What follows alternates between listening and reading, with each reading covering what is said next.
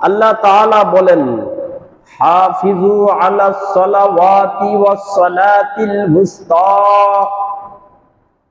আল্লাহ বলেন হাফিজু আলাস সালাওয়াত।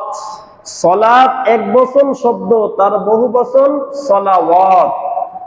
হাফিজু আলাস সালাওয়াত, তোমরা নামাজ সমূহের হেফাজত করো, অর্থাৎ 5 ওয়াক্ত নামাজ যথাযথভাবে আদায় করো।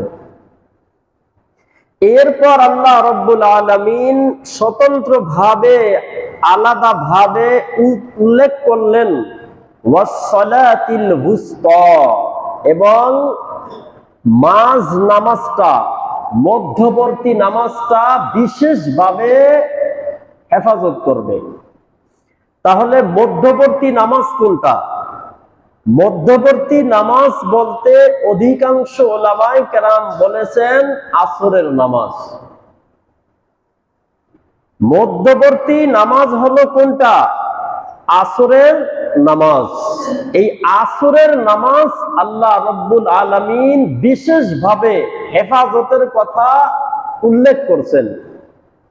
কারণ কি?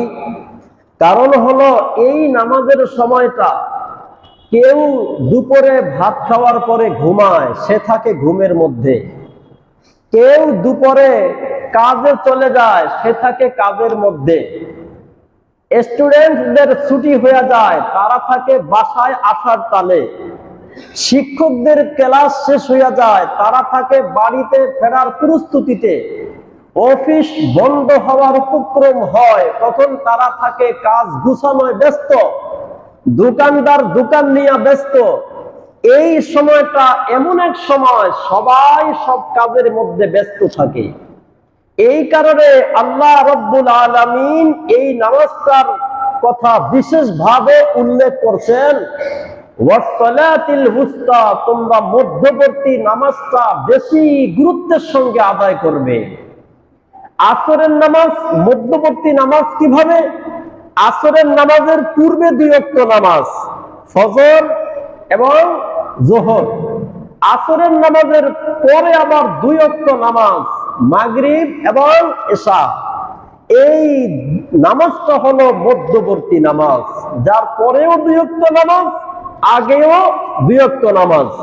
এমন আর কোনো নামাজ পাওয়া যাবে না যার আগেও 2 ওয়াক্ত নামাজ আছে, পরেও 2 ওয়াক্ত নামাজ আছে। শুধু আসরের নামাজ, যার পূর্বে 2 ওয়াক্ত নামাজ, পরে 2 ওয়াক্ত নামাজ। এই নামাজটা আদায়ের ব্যাপারে আল্লাহ রাব্বুল আলামিন বিশেষভাবে আলোচনা করেছেন। আর এই জন্য আসরের নামাজের গুরুত্ব অপরিসীম। রাসূল করিম সাল্লাল্লাহু আলাইহি ওয়াসাল্লামের হাদিস থেকেও এর গুরুত্ব পাওয়া যায়।